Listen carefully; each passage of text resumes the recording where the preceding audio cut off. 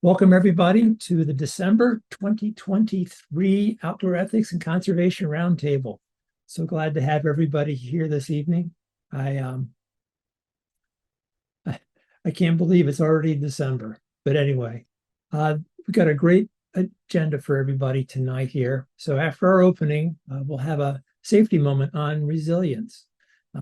And I think there's some good thoughts in that one. I think we'll like that.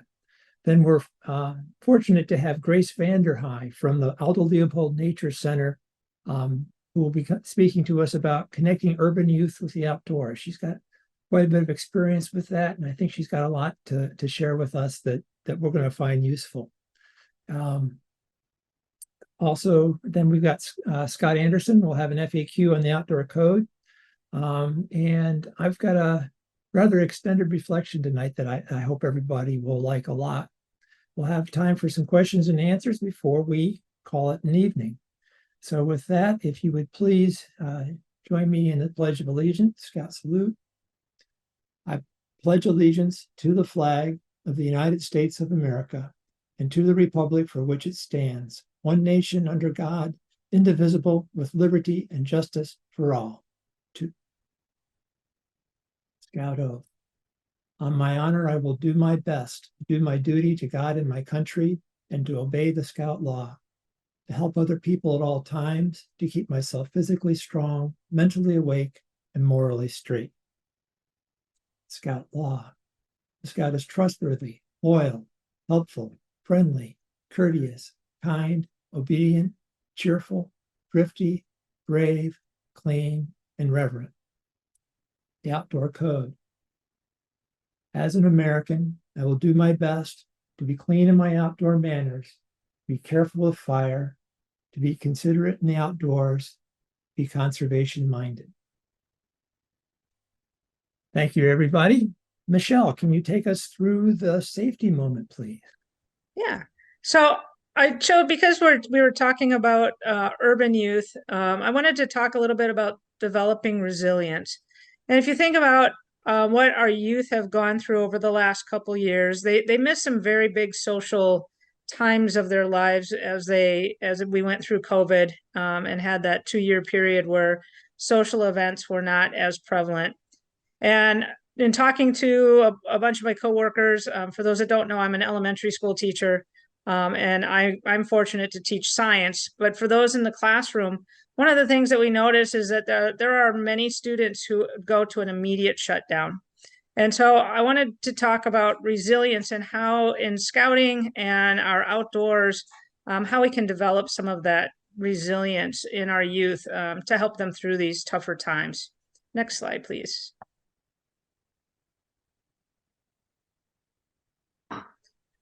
So if we think about how others, we as adults, affect our youth and how our youth talk to each other, one of the things that we need to do is we need to learn how to become resilient, how to embrace the beautifully broad spectrum of the human existence. So change is an inevitable part of living. Not everything is always going to stay the same. And how we make those positive connections with others and willing to accept help and ask for help can be a challenge. We need to look and give students opportunities, scouts opportunities for self-discovery in order to enhance their personal growth.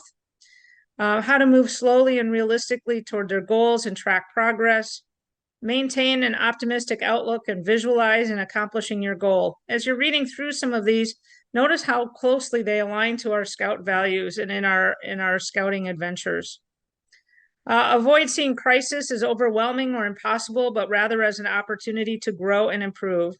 From our young lions learning how to tie their shoe to our older scouts learning how to scuba dive or traverse a tall mountain, those things would be overwhelming and could cause kids to shut down. But because of all of the footsteps, all of the skills that we have worked with scouting, from those very young lions all the way up, so many of our scouts are able to take on those high adventure pieces. Find positive ways to reduce stress and negative feelings. Anxiety is one of the #1 causes of mental and distress and social distress in our teens today. And how to take decisive action quickly and completely. Next slide, please. For an individual person, resilience reflects all the adaptive capacity available at any given time in a given context that can be drawn upon to respond to current or future challenges facing that individual. Resilience is not a trait. So supportive relationships, our relationship as a Scout leader, their relationships with each other, relationships as leader, whether it's a senior patrol leader or a historian to the rest of their patrol. All of those play an enormous role in resilience across our Scout lifespan. So if we think about our Scout oath and law, as Scouts, we empower young people to make decisions, take the lead, learn by doing. We give them a safe place where they can work with others to plan and embark on their own adventures, indoors and out. By building resilience in young people, we're empowering them to be able to learn from their mistakes and understand that failing is okay and an integral part of the learning journey. I put some resources on. One of the ones that I was most struck by and was from Scouts Australia. In 2020, they did a huge study. And as Paul goes to the next page, I love this poster because it talks about just what factors Scouts has, and whether they're in Australia or the United States or transatlantic, wherever that might be. If you look at some of these high points that they found in this study, you can see where it would be so important for us today to keep in mind that our Scouts need us and we need them.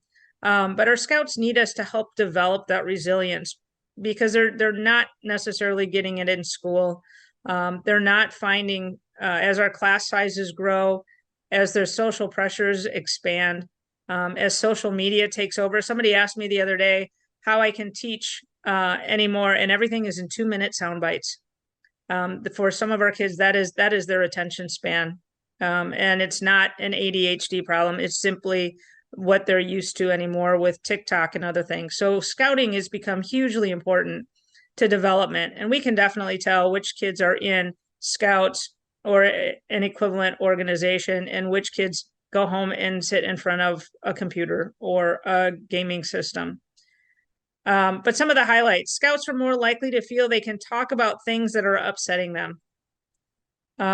Scouts' values are more likely to be positive than non-Scouts. Scouts are more likely to enjoy school and like to read for fun. Scouts are more likely to trust other people. Scouts are more likely to forgive others who are mean to them. These are life skills. And so developing resilience in our Scouts has become so important, and our outdoors has become so important for us to be able to give them those skills to develop resiliency. It is hard to tackle a mountain, but Scouts lets kids do that every day. With that, that is your safety moment. Thank you, Michelle. I actually really found that very, very helpful. So our main speaker for tonight is Grace VanDerhei, who is an environmental educator from the Aldo Leopold Nature Center in Monona, Wisconsin, which is just outside Madison. So she's got a lot of experience working with younger kids and Cub Scouts particularly, and she's going to share some of those experiences with us and how we can maybe do some things to improve our programs and engage the children that we're working with in urban areas. So with that, I'm going to turn it over to you, Grace. Yes. Hello, everybody. Thank you so much for that introduction.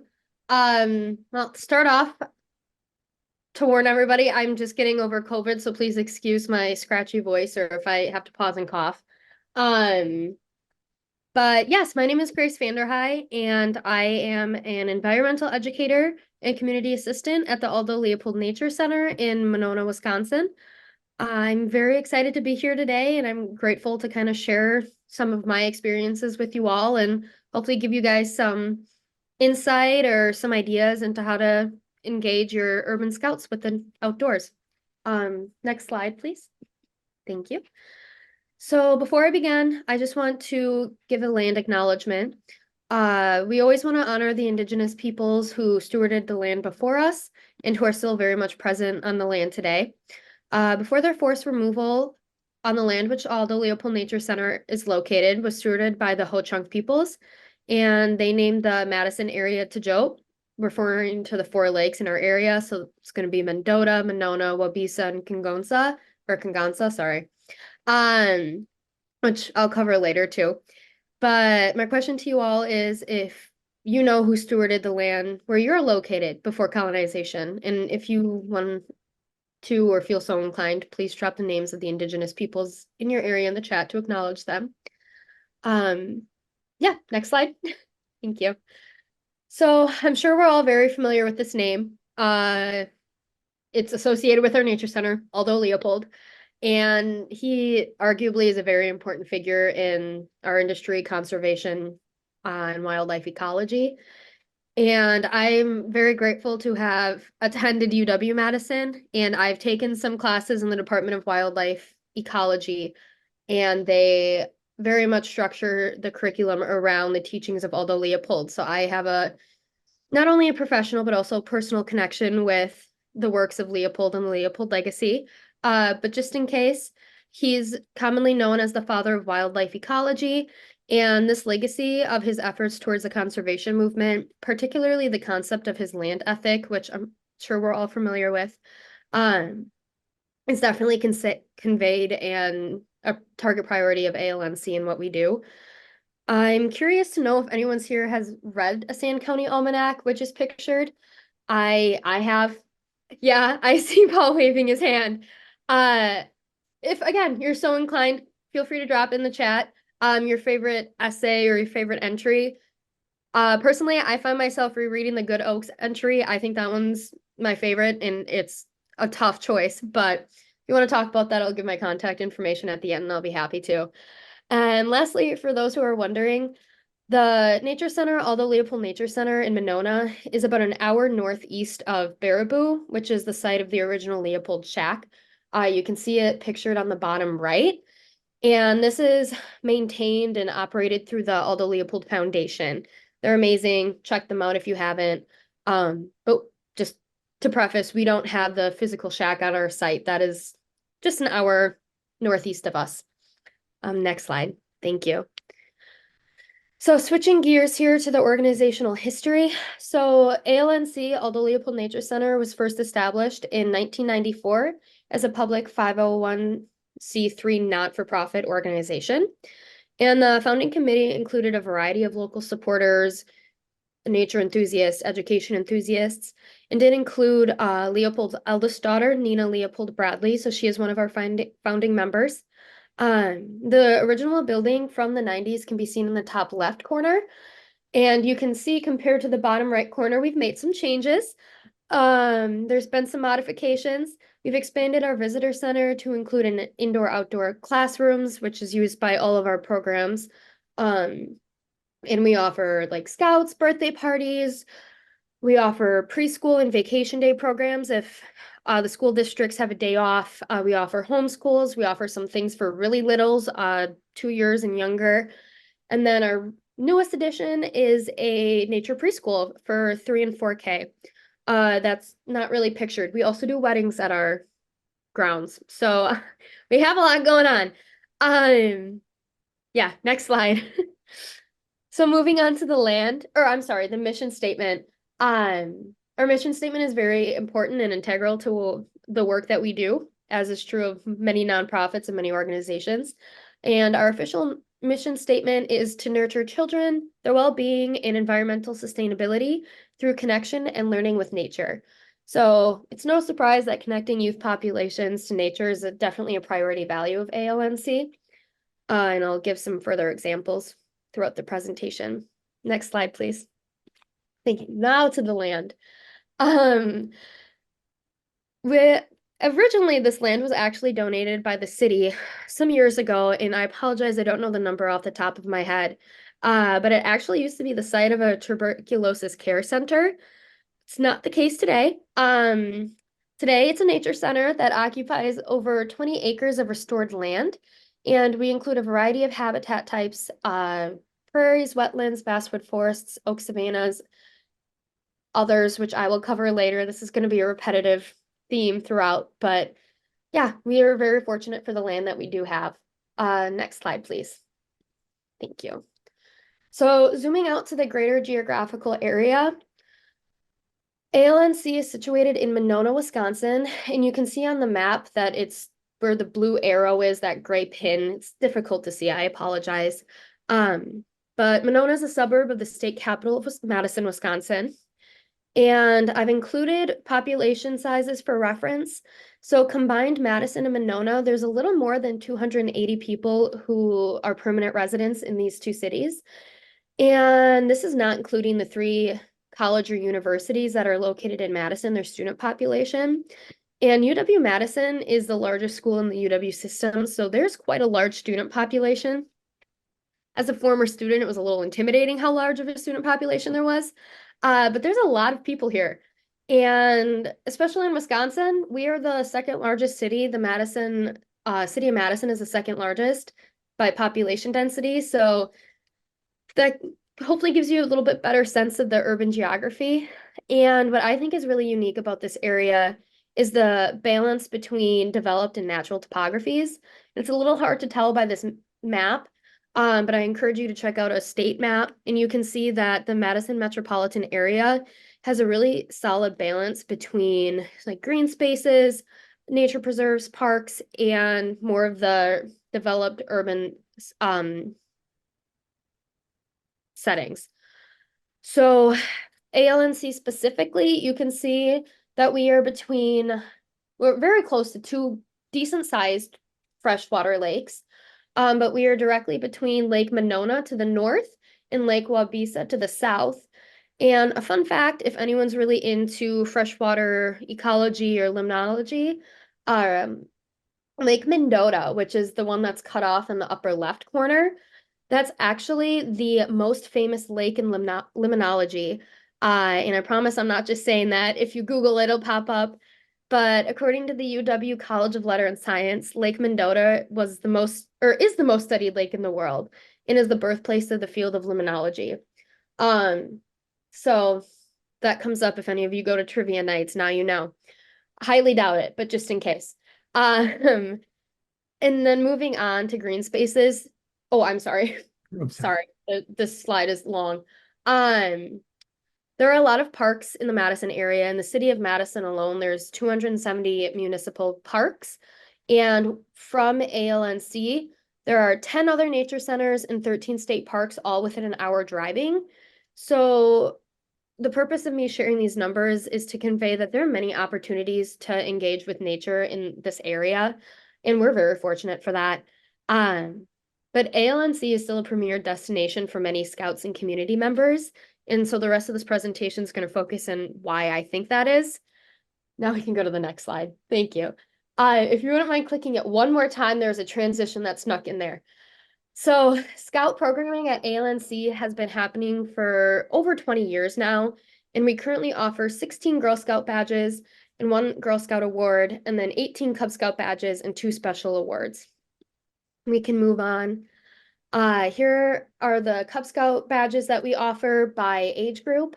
I'm not gonna go over those, but if you have any questions, again, shoot me an email. It's on our website, but here are those listed. And then the next slide has the Girl Scout badges. Same thing, separated by age group. If you have any questions, shoot me an email. And so that brings us to the next question is, what sets ALNC apart from all of these other opportunities? Next slide, please. Thank you. So this is possibly my biased opinion, but I would say one of the things that sets us apart is the staff. All of the staff and educators are wonderful. Again, unbiased, totally. But we all come from a different background, whether that be academic, personal, or professional. Yet everyone has the same mission and we're all valued. And I think that's really special. Just an example, our education administration includes people with formal K through 12 teaching, people with concentrations on conservation biology and more of these natural sciences. A lot have experience in curriculum development. And many of our educators and naturalists are actually trained in ecological sciences, but we all have different niches within the broad spectrum. As a weekend staff member, I work closely alongside some other folks who have positions during the weekday. For example, one has worked with the Wisconsin DNR in their water conservation divisions for many years. A lot are nonprofits. I myself work weekdays at a nonprofit. And many are still pursuing academics, studying to get degrees in public policy, environmental sciences, biology, education, geography, etc. And it's just amazing that we can all come together with a shared mission. And I think that's something that sets us apart from others, and it's definitely something to value, different perspectives and having the same mission. Next slide, please. So the next thing that I think sets us apart is how many different ecosystems, or I'm sorry, habitats that we offer at ALNC. And so within our grounds, we have 5 different natural ecosystems. We have a wetland, we have oak savanna, prairie, woodland, and a freshwater ecosystem or a pond. We also have a field, which we did not include as a habitat, but we do host community bonfires at our field. And it really, I feel like with this crowd goes without saying that conserving biodiversity, conserving habitats is incredibly important. And I would say that that's one of our strong suits at ALNC is having the high degree of different habitat types to support local biodiversity. Some examples we have at the site include native species like New England aster, which can be seen on the slide with a monarch butterfly. I studied pollination science and pollination biology, so I love this picture. But we also have yellow lady slipper orchid, golden Alexander, butterfly milkweed, wild white indigo. You can tell really what I'm interested in is prairie plants. And what's really interesting about our grounds is that we are a site of conservation. Actually, the yellow lady slipper is a population that's decreasing if you look up the Wisconsin DNR, and we have it on site. So that's really special to be able to interact and immerse yourself with some types of life that you may have not seen otherwise. And if we go to the next slide, this is a trail map of our space, and the different colors of the different ecosystems. You can see our many picnic fields and parking lots that I have not included as natural habitat for obvious reasons. But additionally, at each different habitat, we have QR codes that you can scan to learn more and fully immerse yourself with different species specific facts about each habitat. All right, so now if we move on to the next slide, like I said a little bit before, I'm sure we're all aware of the benefits of ecosystem conservation. This is a different take on this. So this is a study from Sandifer et al. 2014, and it's a meta-analysis, and it organizes the benefits of biodiversity to human well-being by category. And I've really chopped it down so it's easier to see. But looking at the cognitive benefit, there's a ton. I encourage you to check out the article. I have it linked on the slides, and I believe you guys will get access to the slides at the end of this. But cognitive benefits of biodiversity include attention restoration, reduced mental fatigue, reduced confusion, improved academic performance, improved productivity, improved cognitive function. Kind of going back to the developing resilience presentation, talking about life strategies and skills, this is just further proof that what we're doing is really important work. Another fun finding I found was by Tavares et al. 2023, and they found that in addition to improving cognition, exposure to biodiversity has been demonstrated to enhance a willingness to support conservation efforts. So it's all related. If we can go to the next slide.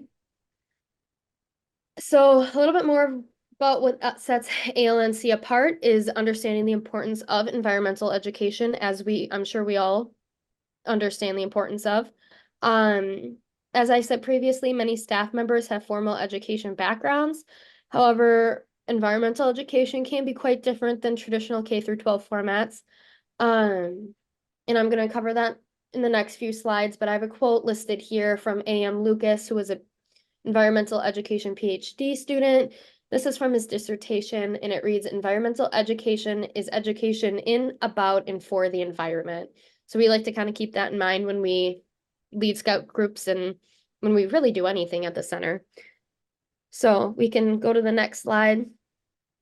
So this is really heavy. It might remind you all of lecture days or whatnot. It's pretty heavy graphic. But if we dissect it out, this is the framework or a proposed framework for environmental education. And looking at the different triangles, you can see the difference between training and education.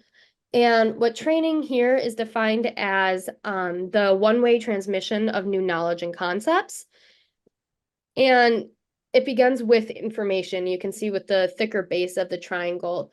So it's really the flow of knowledge from one individual to the other.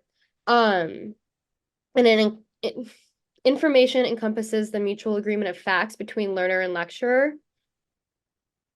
Next is the communication, which is considered to be a two-way exchange. This stage is also concerned with the mutual agreements of facts. However, deeper learning takes place as this is a two-way flow of information between learners and lecturers. And then finally, moving into the last stage of training is mediation. And this is another two-way interaction, but it is the exchange of information. And kind of to put this in context, the way I would think about it when I was first introduced is that if you think of the flow of information as a river's current, there's a little back and forth from the mouth to the headwaters. So if we think of the lecturer as I'm sorry, COVID's acting or recovering COVID. If we think of the river, the lecturer as the headwater and the learner as the mouth of the river, there's little exchange and training. How education differs is that there's more of a constant flow, so you're more involved, more immersed. And that's really the take-home message of this figure, I would say, is that environmental education should really work to immerse our scouts and our students and whatnot. You can go to the next slide. And so this is a little bit easier to understand, but the four main objectives of environmental education more currently is to convey information, build understanding, improve skill, and enable sustainable actions. Noticing a lot of overlap with the Scout Code. So next I'm gonna go into a little bit about how we plan our specific lesson plans for Scouts. So traditional of most educational institutions, we swear by our lesson plans as like a guidance and a helpful resource. And so each lesson plan is created with the following considerations. Requirements from the Scout Handbook. We want to make sure that the troops are fulfilling the requirements of the badge while at the Nature Center. What is feasible for us? We do have limitations, you know, we're human, time considerations, the season, materials on hand, et cetera, et cetera. I'm sure we all can imagine the list goes on and on. And it's important to consider these limitations. The third, interests and abilities of the age group. So this is perhaps the most difficult part of planning. It can be kind of hard to gauge the interests and abilities of each group. And further complicated, interests can vary between each troop, even if they're the same age. So we have some recommendations for how to target this and juggle this challenge with your scouts. And if you're interested, we also list all of this information on our website, which I'll talk about a little bit on the following slide. So if we could go to the next slide, please. Thank you. So again, this is all on our website, but we essentially curate the Scouts page to have listed steps and planned activities for each specific badge requirement. And then leaders can reserve in our system electronically what badge they want, what day and time, any specific accommodations. So if, for instance, you wanted to reserve a Scouts program, typically they range from 1.5 to 2 hours if requested by the reserver. And there's usually one educator per group. Sometimes we'll have 2 educators if there's a higher number of people. Usually we don't see troops larger than 10 or 12. And if you're wondering, in my experience, usually most adults stay with their kiddo when they're coming in. Troop leaders always stay. So many times as only functioning with one educator is plenty. And in my experience, a lot of the adults actually want to join for the activity. I most recently did a geocaching badge with the Girl Scout juniors, and I just handed off the extra GPS device to the troop leaders who are still there, and they got into it. They were kind of challenging the kids. It was really funny to watch. It was shocking to see how many kids have never needed to use a GPS or sit in the passenger seat and give directions to their parents with the map.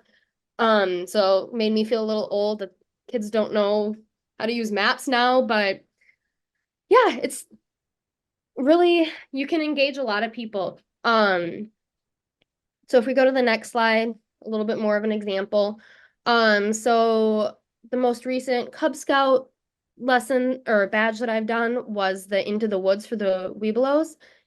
And using this slide as a template, usually we go over the introductions. So for the tree identification, dichotomous keys, I had them all laid out on the table, and we were kind of going over how to use them, which was really a good refresher for me. It's been a while.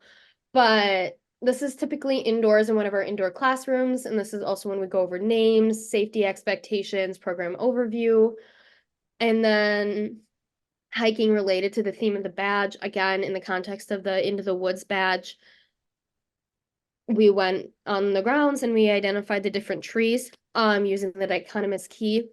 And we also take tools, which is going to come up again in the next few slides. But we had ID guides with us. We had field guides. We had obviously our dichotomous keys. Yeah, and then we come back inside and wrap up final concepts. Usually we do the badge ceremonies during this time as well. But that's kind of the regular structure. So the next section, if we could skip to the next slides, thank you. What can you do to engage your scouts? So this is going to be the bulk of the presentation when we give recommendations. So if we go to the next slide, and this is coming from not only me, but also people who've been at the Nature Center much longer. Somebody who's been there for about 10 years has pitched some ideas. My manager, who's been there for about 5 or 6, pitched some ideas. So this is a group effort. They use remaining few slides. But our environmental educators over the years have learned that to really connect and get kids engaged with nature, you really have to emphasize the importance of tactile objects. Physical engagement really facilitates the connection. And, we were just talking about the shortened attention spans. If you have something as like a physical reminder, you kind of snap back to it. It's also really important to be conscious of different engagement levels and to keep in mind and be cognizant that kids will have different interests, and to be mindful that scout disengagement does not automatically discount personal interest. Personally, if I see that one scout in the troop is becoming a little bit more disengaged or not seeming as interested in something as the rest of the group, I view it as an opportunity to redirect and work together to find a common interest. Just an example, again, I'm thinking of the geocaching because this was just a week ago, but there was a scout who was just frustrated with the GPS device, and I viewed it as an opportunity to make it like a scavenger hunt. And I swear by the end of it, she was leading the group. So it's kind of a challenge. You have to be creative. And that's actually the next point, is to be creative and to really prioritize passive learning. So to try and make connections with nature feel less like school or a chore and make it seem fun, which it is fun, so it should be easy. So yeah, that's why we like to use physical tangible objects like magnifying lenses, collection containers, rulers, etc., to really tailor to different engagement levels. And so the next slide. Can I ask a question? I'm sorry Yeah. to interrupt you, Grace. What do you do with color cards, and what's an exploring stick? Yeah, so the color cards, we use them a lot with the littles, like very littles, like preschool kindergartners. But the color cards is during the fall to try and connect phenology with what is actually going on outside. Kiddos use color cards to go out and try and find the leaves that changed colors. And that's how we kind of like tie in, hey, why do the leaves change colors? What's going on? What do you observe? So it's kind of combining the hard and soft skills of color identification and being observant with the lessons of Aldo Leopold and his priorities on phenology and observation. So those are the color cards. Exploring sticks. I personally don't tend to use exploring sticks because they turn into fighting sticks a lot of the time. So I used them once and I learned my lesson. But exploring sticks we kind of use to, God, it's been so long I can't even remember. I just remember the sword fight. Gosh, I might have to get back to you. It has been so long. I think again they're for like the little kids to keep them engaged. And I want to say it was something to do with like reaching up high for like the trees to try and see if you can like get to the same height as a tree. Sometimes they don't work out, and that's okay too. It's a learning curve. I haven't used them again. But it is an option if you trust the little ones. Sometimes it's difficult. And then this next slide is just a brainstorm. These are some examples we've done at the Nature Center. So seed collection, you can see in the top left. We had a community seed collection this year, but we have kiddos go out, we have community members go out and collect prairie seeds. They really like it. The kids do. And then we actually work with some local community partners and get those into native plant nurseries in the area. Some other options, we had this is kind of a unique situation, but Climate Tree, we had professional tree climbers / city arborists come in and demonstrate to the kids how they safely climb a tree, which is another fun way to engage is if you have a good climbing tree. I have found that kids really, really, really like to climb trees. Some other things that we do is pond dipping. So you can see that in the bottom right corner in our pond. Kids really like to play in the pond. Typically we try and get like the millweed. Sometimes minnows are swimming by. Lot of frogs. It's a good opportunity to just try and like observe what you can see in the pond ecosystem. But again, they really just like to splash each other with the loopies, but they're engaged, so it is ultimately a win. Graph ice thickness is a fun one to do in the winter. If you have thick enough ice, I always hear that the most important thing that kids learned and the favorite thing is we have a huge sign that says like you can't go on the pond unless it's 6 inches thick. So here we have a kid graphing the ice thickness and being cognizant of safety is implied in that lesson as well. Tours. So this is right out front in our traffic circle if you go to the bottom left. And it's just kind of a reminder that all of the stormwater drains go into the lakes in Madison. So we actually have had tours of the wastewater treatment plant, and they kind of went over road salt and how it's difficult to remove road salt and how it all ends up in our waters. And I can go off on a tangent about that too. But basically Madison Metropolitan Sewer District releases all of their treated water back into local creeks and fisheries, so it all ends up back in the lake anyways. So that's how they're related. Yeah.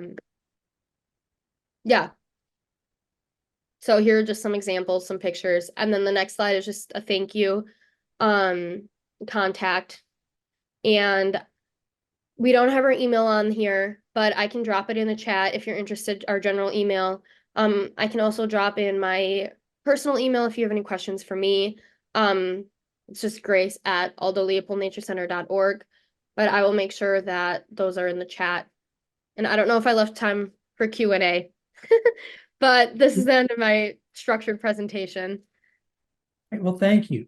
Thank you very much, Grace. I think we got an answer from in the chat here on what an Explore Stick. It's a tool you'd use to flip over something that maybe you don't necessarily want to touch. There might be something under there that might bite you or whatever. So you could explore under a leaf or a rock using the stick instead of your hand. Yep, that sounds about right. Yep. I've never used one personally. When I was training, the person that was training me used one, and they were hitting like leaves with it to try and get bugs down, and then that turned into hitting each other. So it's a great question. Yeah. Thank you. You guys taught me something. Thank you. Super. If anybody has any questions, please pop them in the chat. That would be great. I have a question in the meantime. Yeah. Always have questions. When I saw you talked about the graphing the ice thickness, that made me think, do you do phenology where one group says, okay, this group saw that last week, what do we see this week? Do you do those kinds of things? So not for the Scouts programming, but at the Nature Center, we have our after school Oaks program, and those kiddos, they do phenology. I believe they go out every like Thursday or Friday. And that picture actually was from their monarch tracking, but they've done it with ice thickness too, where they will go back and on like one of those big pieces of white paper, they'll tack it up on the wall. They'll map it each week. They'll go out. That's like their outing, because we always have field trips during our after school programs, and measure the ice, graph it. And each year we actually keep the white tear out sheets, and you can compare them each year. So we do phenology, not for the Scouts, but yes. Okay, great. One thing I was thinking is for some of us in town, we might have little patches of nature close by. Mm-hmm. And it might be something to get the youth engaged to be able to go and see how that changes through the seasons, for example. Yeah. Yeah. So, because, we'd have one group in one place for multiple visits, which is not something you have. Yeah. Yeah. Excellent. Well, not seeing any questions now, but if you do have any questions, please pop them in the chat, and we will get to them later. And once again, thank you. Yeah, thank you for having me.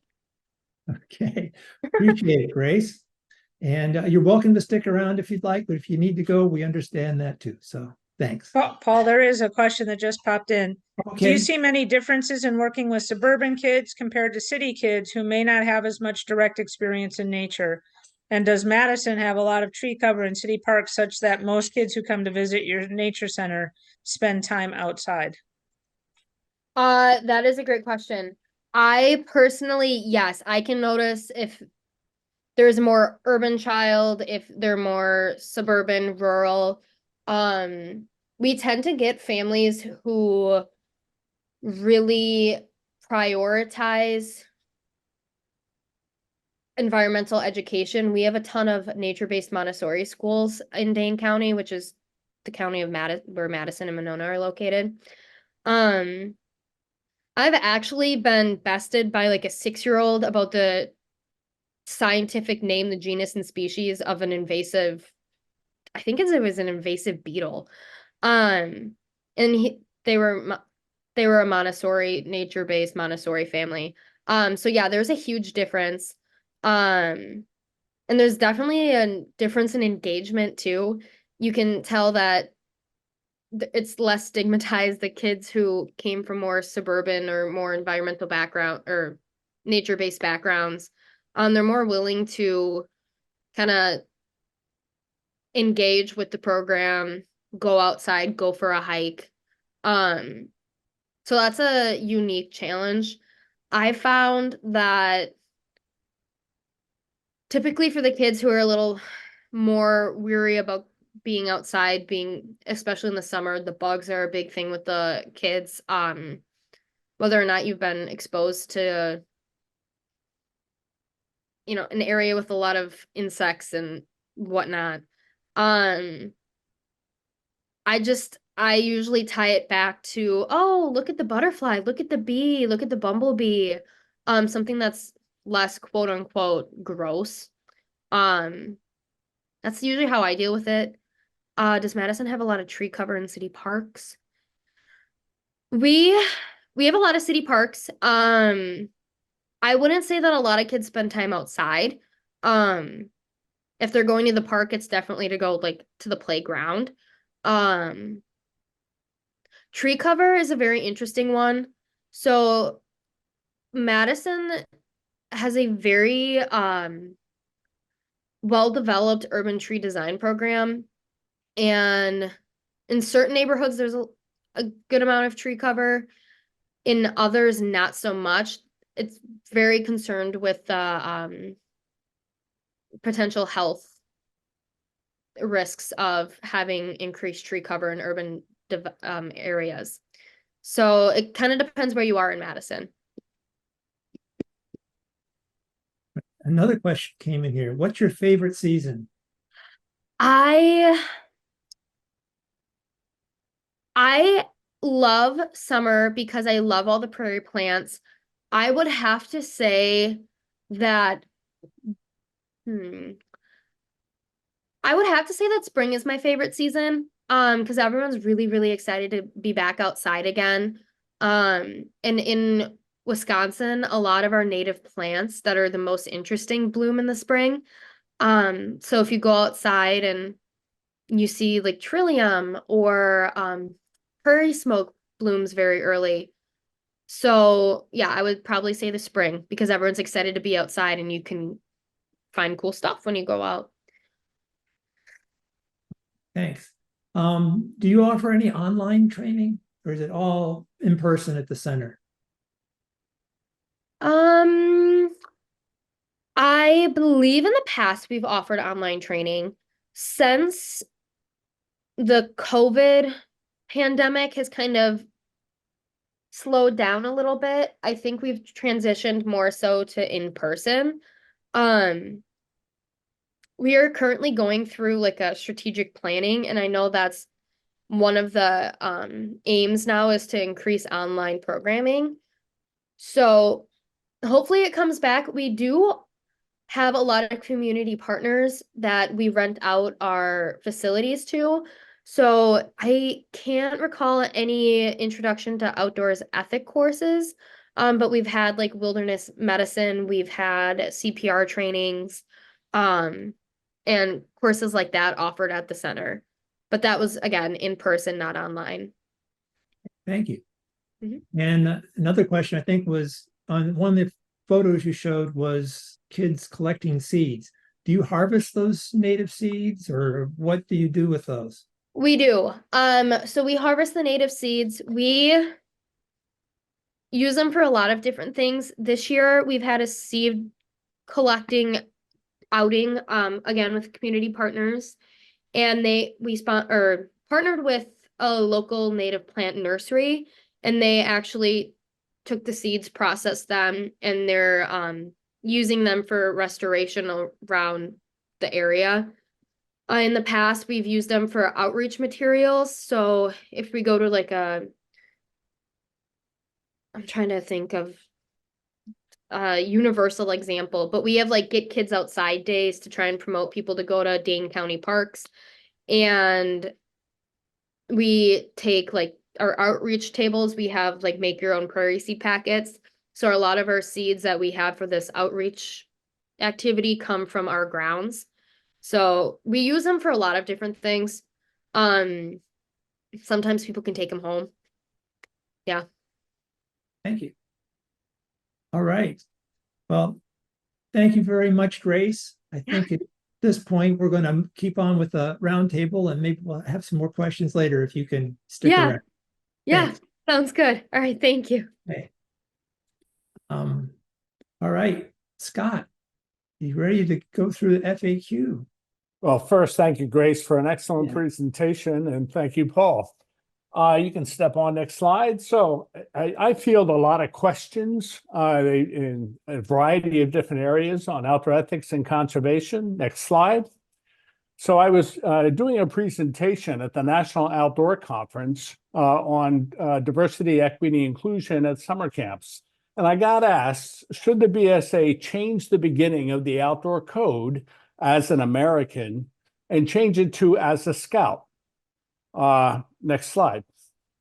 So the gist of the story was the scouter felt that as an American could be considered unwelcoming to some of the families that the BSA serves. A good example of that might be foreign-born unauthorized residents.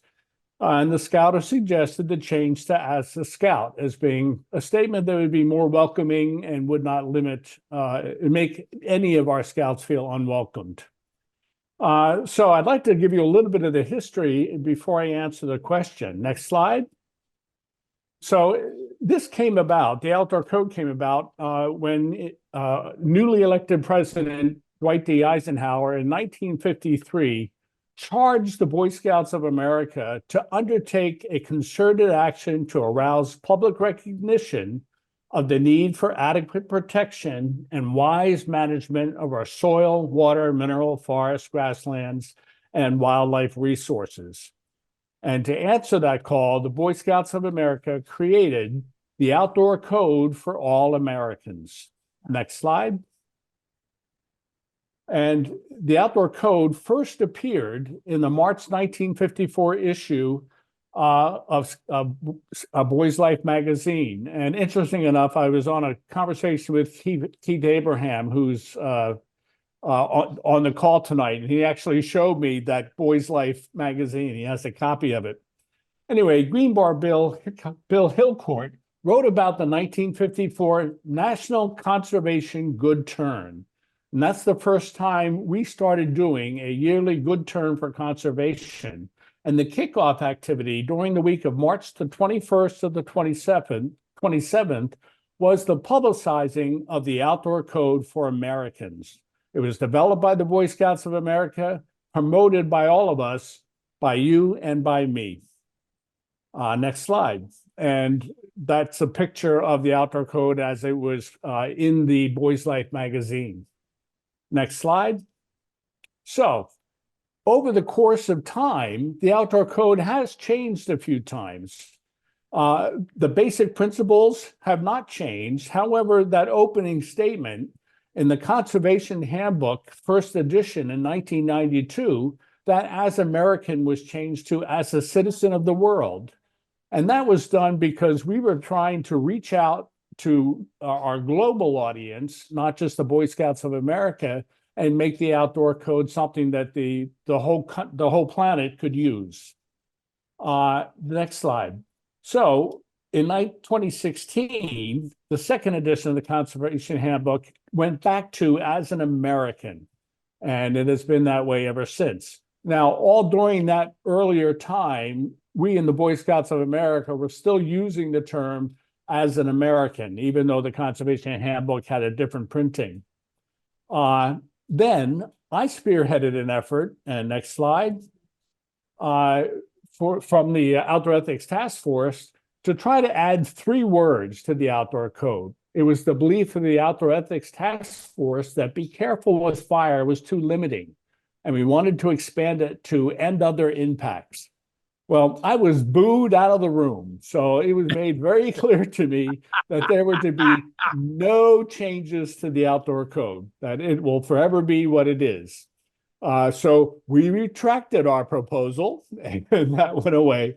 And the Outdoor Code remains as we stated it and as we pledged at the beginning of the meeting. Next slide. So where are we today? Well, interesting enough, they booed me out of the room. However, they made it clear that the Outdoor Ethics and Conservation Committee today has the right to do all of the language that supports each of the bullet points. And we created specific language for the Cub Scout program, specific language for Scouts BSA, We also did one for the venturing program and for the Sea Scout program. And one of the volunteers serving on our work group for the outdoor code, Freedom Tansley, added this guidance for the venturing and Sea Scout program. So as an American, I will do my best too. So why does it matter that we have a strong outdoor ethic, specifically as Americans? Shouldn't everyone care for the planet equally? Yes, but Americans have a unique relationship with land protection, as well as resource abuse. Federally designated wilderness areas in the US offer the highest level of legal protection out of any parks and protected areas in the world. The strict laws regarding what activity is allowed in these areas is both inspirational and indicative of the shared land ethic amongst our culture. You cannot ride a bike through, cut down trees, or even fly a plane above these areas. Next slide. We also have our past of unsustainable consumption. Within a few years of Boston being founded, there were no trees growing in a 10-mile radius around the city. We hunted species to extinction for no reason other than sport. Our rivers became so polluted they burned. So when we say we agree to do the following as an American, this comes loaded with meaning.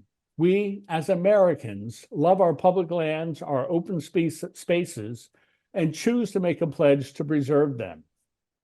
So, in answer to the question, what is the actual BSA policy and recommendation? So next slide. So the policy for the Boy Scouts of America stands behind the history of the outdoor code as a truly American ideal and fully supports the use of, as an American, I will do my best too. The Boy Scouts of America recognizes the diversity of our membership and welcomes alternatives when needed in order to continue to encourage our commitment to protect our natural resources. So that would be the policy that we would go by, which means that if there's someone who does feel uncomfortable, or let's say you had a unit that was made up of primarily people that have not yet received their American citizenship and are uncomfortable, they are free to use their name, I will do my best, or free to use as a scout. Or if they're a citizen from another country and want to say, I'm, as a Costa Rican, for example, what we care about is that they make the pledge to protect our resources. So we encourage and we support the use of, as an American, I will do my best. However, we acknowledge diversity and welcome anyone to use alternatives when needed. And that is my frequently asked question. Thank you all for all you do to support outdoor ethics and conservation and scouting. And I'll hang on at the end of the call if anybody wants to chat. So thank you. Thank you, Scott. Appreciate that. Now we're up to that exciting part of all Scout meetings, the announcements. So, Scott, do you have something to tell us about a conference? Oh, gladly. I didn't know I was going to get to do this. So thrilled to announce the 2024 National Outdoor Ethics and Conservation Conference, September 12th to the 14th, 2024 at Camp Tracy. So we're going back to Camp Tracy in Salt Lake City, Utah. Registration will open probably within the next couple of months. A little bit about it. The conference is a gathering of scouting volunteers and professionals who focus on outdoor ethics, conservation, and sustainably managing the natural resources of their council properties. When we come together, we learn from one another and we leave inspired and ready to do great things. So you can expect 2.5 days of full content, some great sessions, both individual or small sessions, as well as some general sessions, all crafted to help you tackle the challenges of delivering the values of outdoor ethics and conservation to the youth you serve in your councils. I think registration will probably be up and running within the next couple of months, and we are looking to do some pre-conference sessions. So if you have any interest in any kind of specific kind of trainings you might like to take, an example might be a Tread Lightly trainer course. please enter it in the chat. And Keith is on the call here. He'll jot down anything you say.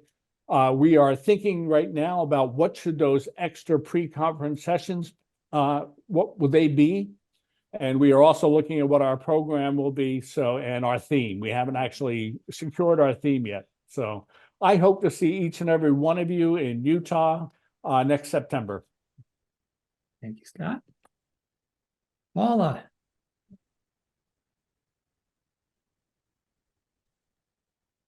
Well, hello there. We have got some virtual training coming up so that we can reach the most people from coast to coast and Hawaii. That's why the time frame is a little bit later so that Hawaii can join in. It is on the 6th and the 13th of January. It'll be a 4-hour block on the 6th and on the 13th. There may be some extra study that we can do in between to answer questions and things that come up. But most of this is a very basic course. It's people that want to know what an outdoor ethics advocate is. And this would be a good thing to come to. If your council doesn't have outdoor ethics advocates, please consider joining us. We are going to add more modules, but this is the beginning stages. And those of you that have come before to outdoor ethics advocate course, please join in. We're looking for other instructors that have knowledge and experience. We are not the only people that know how to do this.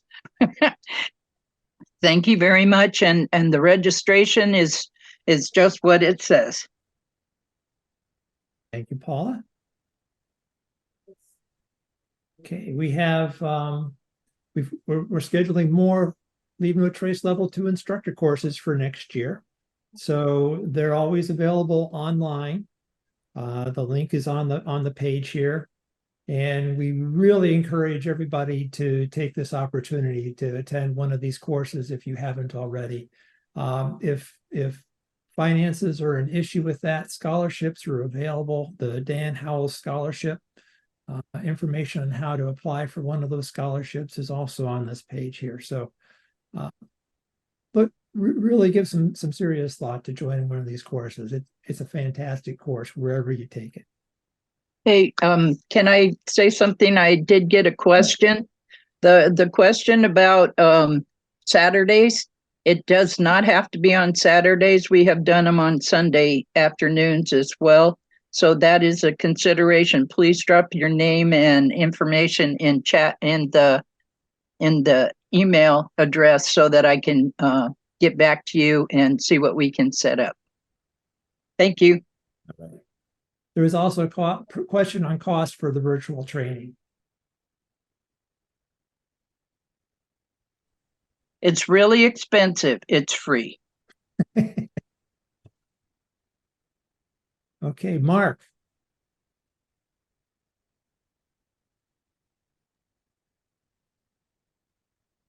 Okay.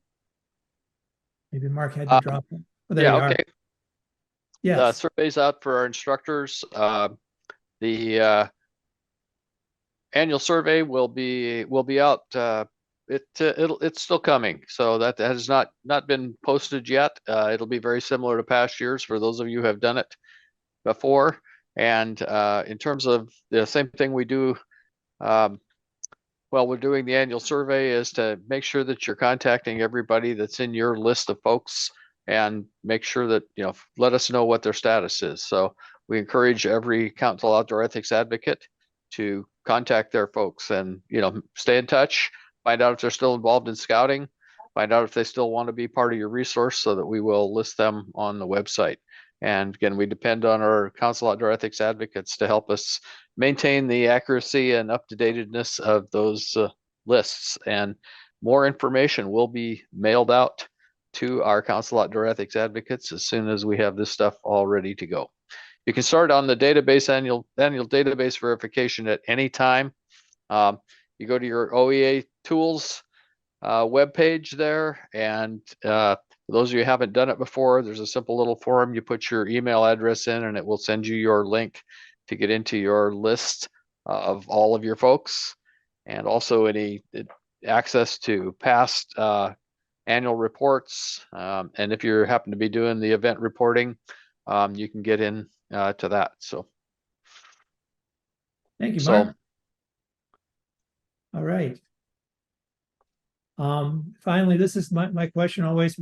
I really value your feedback. So we need to know what's working for you, what you need to hear, what we can do to support you out in your councils and out in the field. So please talk to us. That's the magic that makes these roundtables good, is your input. So please take a couple minutes and let us know. Paul, there is a question in here that I believe we have several people that can answer. It says, what happens next year when level 1 people need to be registered with lnt.org and do a refresher course?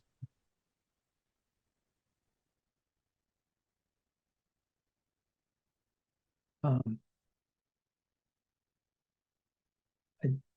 don't know that anything happens. Paul, is Scott on? Yeah. So what I believe is going to happen is Leave No Trace will reach out to you and tell you that your certification is going to expire. So everyone was given 2 years from the time in which they made the change. So it'll be the summer of 2025 when each one of you who is a level 1 instructor or a level 2 instructor should get word from Leave No Trace saying that it's time to recertify. And at that time, you will need to take the refresher course, pay the required fees in order to maintain your certification. Thank you. So let me continue on here. I put a reflection together tonight that's a little different from what I've been doing in the past. I kind of stole a little bit of inspiration from Matthew and the great work he's been doing with his thought-provoking segments, and combined it with mine. So I put together a short video here, and it's about Leave What You Find. September 17th, 1862. On that day, Union and Confederate armies met in the fields and the woods near Sharpsburg, Maryland, for the Battle of Antietam. In 12 hours, 23,000 Americans were killed, wounded, or missing. That day was the bloodiest day in America's history. The first engagement on the morning of the battle was in Miller's cornfield. It was one of the bloodiest encounters of the battle. The soldiers advanced blindly through the tall corn under withering fire from the other side. The cornfield changed hands 6 times.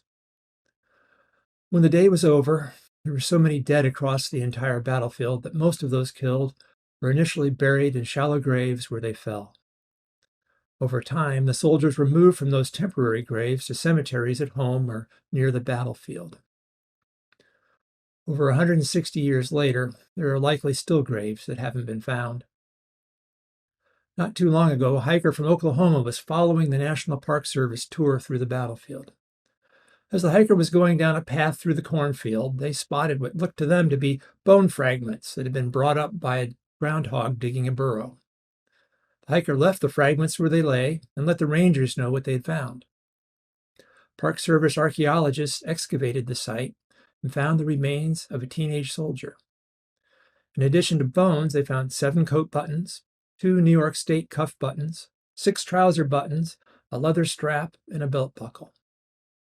Soldiers in the Civil War didn't have standard uniforms the way our armed services do today. Each state's regiment's uniforms were unique. The 2 New York State cuff buttons allowed the archaeologists to determine that the young man was from New York. The Park Service rangers placed the remains, including the uniform pieces, into a casket that the park made from a walnut tree from the battlefield. They arranged to have the remains taken to New York so the soldier could finally be home. The soldier was buried in New York with full military honors. If that hiker had rooted around the groundhog dirt pile and found a cool souvenir button or two, or just walked on by and left the pile for others to dig through, those 2 buttons could have been lost. The teenage soldier would never have gone home, but the hiker followed Leave What You Find, and the soldier is now home.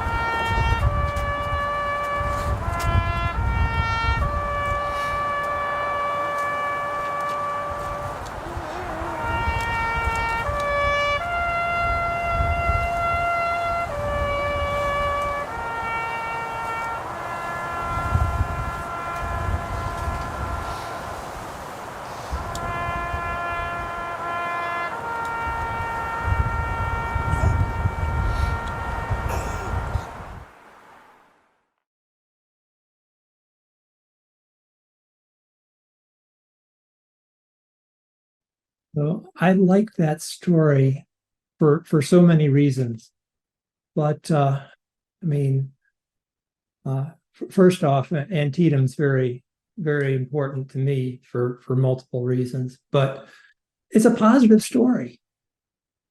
How often do we get to talk about the principles? You know, we always have to talk about them, and it's something bad that will happen if you don't do this. Here's something good that happened because somebody did it. So it's great for that.